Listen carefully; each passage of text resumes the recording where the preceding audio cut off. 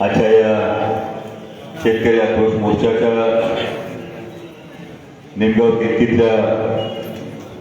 या कोपरा सभेसाठी उपस्थित असणाऱ्या महासंसद रत्न खासदार सुप्रियाताई सुळे, जिल्ह्याचे अध्यक्ष जगन्नाथ बापू शेवाळे, शिवसेनेचे जिल्हा प्रमुख सुरेश भाऊ भोर, युवकांचे अध्यक्ष स्वप्नीलजी गायकवाड, कार्याध्यक्ष प्रमोदजी भूतारणे, महिलांच्या अध्यक्षा आमच्या भारतीताई शेवाळे, अप्पासाहेब पवार, देशसेनजी पाटील, महारुद्रजी पाटील, अमोलजी भिसे, छायाताई पडसळकर, विठ्ठलजी धोंगे, आपण सर्वजण खरं तर अनेक दिवस मला सुरेश भाऊ खूप वेगवेगळे जण सांगत होते की निमगाव केतकीमध्ये कार्यक्रम करायचा आहे, बरं ना? म्हणजे मागे निमगाव केतकीला आलो होतो, तो शिवस्वराज्य यात्रेच्या निमित्ताने आलो होतो आणि पुन्हा निमगाव केतकीला येत असताना शिवस्वराज्य यात्रेच्या वेळी बरेच जण आजूबाजूला होते, त्यातले अनेक जण आता आजूबाजूला नाहीत. म्हणजे बाजूची माणसं गेली, पण तेव्हा शिवस्वराज्य यात्रेसाठी आलो होतो. छत्रपती शिवाजी महाराजांचा विचार हा तळागाळापर्यंत पोहोचवण्याच्या भावनेने आलो होतो. आता आजूबाजूची माणसं बदलली, पण आलोय त्याच तत्वासाठी. त्या छत्रपती शिवाजी महाराजांनी शेतकऱ्याच्या भाजीच्या देठाला हात लागू देऊ नका अशी शिकवण दिली होती. त्या छत्रपती शिवाजी महाराजांचा विचार करू आज शेतकऱ्यांची जी परिस्थिती आहे, कांदा उत्पादक शेतकऱ्याची असेल, दूध उत्पादक शेतकऱ्याची असेल, डाळी उत्पादकांची असेल, ऊस उत्पादकांची असेल,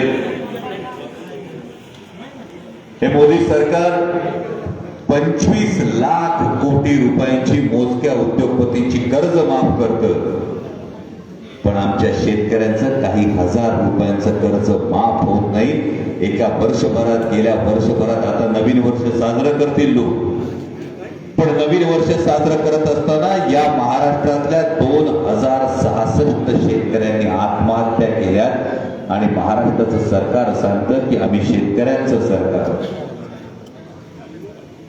विचार करा, कांद्याचे निर्यात बंदी होऊन आज जवळपास 22 दिवस आले, पण सरकारच्या एकाही प्रभावशाली मंत्र्यानं ही गोष्ट ठणकावून सांगितली नाही की निर्यात बंदी उठवा. जवळपास 80% दूध उत्पादक शेतकरी हा खासगी दूध संस्थांना दूध घालतो, पण सरकार फक्त ज्या सहकारी दूध संस्था यांना दूध घालणाऱ्या लोकांनाच 5 रुपयाचं अनुदान देते. आणि मग तुमच्या मनात प्रश्न पडत असतो, एवढे मातबर मोठमोठे नेते जे सत्तेत सुद्धा सामील आहेत, असे नेते मान वर करून सरकारला जाब का विचारत नाही? तुमच्यासारखा मलाही प्रश्न पडला होता ना. आता आमच्या सहकार्याने जेव्हा पोवाडा सादर केला, तेव्हा या पोवाड्यातून या प्रश्नाचं उत्तर मिळाल्यासारखं झालं. त्यांनी छत्रपती शिवाजी महाराजांच्या इतिहासाविषयी सांगत असताना वतनदारांचा जरूर उल्लेख केला. छत्रपती शिवाजी महाराजांच्या स्वराज्याला सगळ्यात जास्त विरोध जर कोणी केला होता तर तो मुघलांना जाऊन मिळणाऱ्या वतनदारांनी केला होता. का होता वतनदारांचा विरोध? आपली वतन जाऊ नये, आपल्या वतनावर काहीतरी गदा येऊ नये म्हणून वतनदार जी कोणती शाही असेल, आदिलशाही असेल, मोगलशाही असेल, सगळ्यांची हात मिळवणी करायला तयार होते, पण स्वराज्यामध्ये वतनदारी नव्हती. त्यामुळे स्वराज्यात सामील व्हायला कोणी तयार नव्हते. आणि मग या वतनदारांची परिस्थिती काय होती? वतनदारांची परिस्थिती काय होती याचा विचार करा. जेव्हा अफजल खानानं स्वराज्यावर हल्ला केला, या स्वराज्यावर हल्ला केल्यानंतर जेव्हा अफजल खानानं तुळजापूरच्या मंदिरावर आक्रमण केलं, तुम्हाला काय वाटतं? औरंगजेबाच्या अफजल खानाच्या फौजेचे सरदार होते, मग अंबाजी भोसले असतील, नाईजी पांढरे असतील, बाजी घोरपडे असतील, यांची मनगट शिवशिवली नसतील, यांचं रक्त सळसळलं नसेल. रक्त त्यांचंही सळसळत होतं, मनगट त्यांची शिवशिवत होती, पण झूल वतनदारीची पांघरलेली होती, मान मांडलिकत्वाच्या ताब्यात गेली होती. त्यामुळे अफजल खानाला नजर उचलून बोलण्याची परिस्थितीच नव्हती. बाबा तू असं का करतोयस? हा इतिहास पुन्हा जागवण्याचं कारण असं आहे की हीच परिस्थिती आज आमच्या महाराष्ट्रातल्या अनेक नेत्यांची झाली आहे का झूल वतनदारीची पांघरलेली आहे आणि त्यामुळे केंद्र सरकारला जाब विचारण्याची हिंमतच विसरून गेलेत का आमची कांद्याची निर्यात बंदी करता आहात का आमच्या शेतकऱ्यांना सरसकट कर्जमाफी देत नाही आहात कारण असं म्हणतात की जर लाचारीनं मान पायाकडे झुकली तर नजरेला नजर देऊन प्रश्न विचारता येत नाही अशी परिस्थिती निर्माण झाली की काय हा प्रश्न आहे आणि आज खरंच योगायोग म्हणजे सावतामाळी महाराजांच्या मंदिरामध्ये जेव्हा शेतकरी आक्रोश मोर्चाविषयी बोलतो म्हणजे कांदा मुळा भाजी अवघी मिठाई माझी लसूण मिरची कोथिंबिरी अवघा झाला मांसाहारी हे ज्या संत शिरोमणी सावतामाळी महाराजांनी सांगितलं त्यांच्या मंदिरामध्ये शेतकरी आक्रोश मोर्चाविषयी बोलतोय म्हणजे ही जी कांदा मुळा भाजी लसूण मिरची कोथिंबीर या सगळ्यामध्ये माझा हरी आहे माझा पांडुरंग आहे या कर्मात माझा पांडुरंग आहे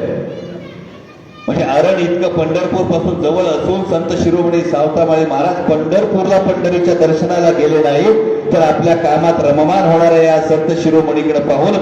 पंढरीचा पांडुरंग दर्शन देण्यासाठी अरणला आला ही कर्माची महती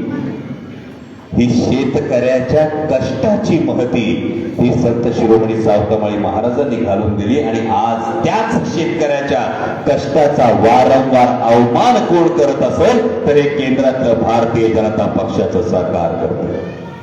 म्हणजे संसदेमध्ये महासंसदेचा खासदार सुप्रियाताई सुळे आणि मी काय नेमकी मागणी करत होतो निर्यात बंदी विषयी बोला शेतकऱ्यांच्या कर्जमाफी बोला केंद्रातल्या सरकारला जेव्हा सुप्रियाताई आणि मी मागणी करत होतो तेव्हा शेतकऱ्यांच्या प्रश्नाविषयी बोललं हा गदारोळ वाटला आणि त्यांनी निलंबन केलं आमच्या दोघांचं आपण काय म्हणतो की स्त्री ही शक्ती आहे म्हणजे सुप्रियाताई ज्यावेळी पार्लमेंटमध्ये बोलतात संसदेमध्ये बोलतात तेव्हा पिन ड्रॉप सायलेन्स असतो आणि ज्यांना सलग 8 वेळा संसद रत्न पुरस्कार मिळाला आहे 2दा महासंसद रत्न पुरस्कार मिळालेला आहे अशा खासदाराचं जेव्हा निलंबन होतं मी पाहत होतो या गोष्टीकडे सोबत निलंबन झालं होतं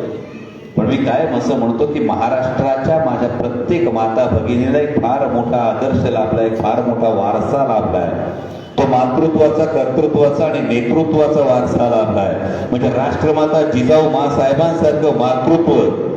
क्रांतीज्योती सावित्रीबाई फुलेंसारखं कर्तृत्व आणि पुण्यशोध अहिल्याबाई होळकरांसारखं नेतृत्व या मातृत्व कर्तृत्व आणि नेतृत्वाचा वसा आणि वारसा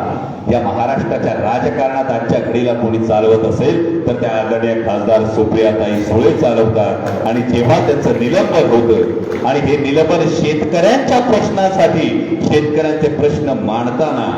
हे निलंबन होतं तेव्हा एका महत्वाच्या गोष्टीची फक्त आठवण करून देतो आदरणीय शरदचंद्रजी पवार साहेब जेव्हा कृषी मंत्री होते त्यावेळी कांद्याचे भाव वाढले होते आपल्या सगळ्यांना आठवतं ना अजून कांद्याचे भाव वाढल्यानंतर गळ्यात कांद्याच्या माळा घेऊन घालून कोण संसदेत यायचं कुठल्या पक्षाचे नेते कुठल्या जोरात सांगा मीडियाला पण कळू द्या कुठल्या पक्षाचे नेते गळ्यात कांद्याच्या माळा घालून यायचे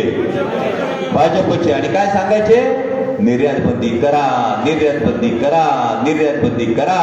शेतकऱ्याचं कंबरडं मोडू द्या आदरणीय शरदचंद्रजी पवार साहेबांनी सांगितलं माझ्या शेतकऱ्याला 4 सुखाचे दिवस येण्याची वेळ आलेली आहे काहीही झालं तरी मी निर्यात बंदी करणार नाही हे ठणकावून सांगणारा नेता जर कोणी होता तो आदरणीय शरदचंद्रजी पवार साहेब होते आणि आज काय परिस्थिती आज जेव्हा शेतकऱ्याला 4 पैसे मिळण्याची वेळ आली तेव्हा घाईघाईनं या केंद्र सरकारने निर्यात बंदी लागू केली त्यामुळे या सरकारला फक्त खाणाऱ्यांचं पडले पिकवणाऱ्यांचं नाही असं जरी म्हणत असलो तरी दुसरी वस्तुस्थिती वेगळी आहे आज डेअरीला दूध घालतो आपण घालतो का नाही भाव काय मिळतो दुधाला 25-26 रुपये आणि पिशवी घ्यायला गेलो दुधाची कितीला पडते 58 रुपयाला 55, 56, 58 रुपयाला म्हणजे तुमच्याकडून दूध घ्यायचं 25 रुपयाला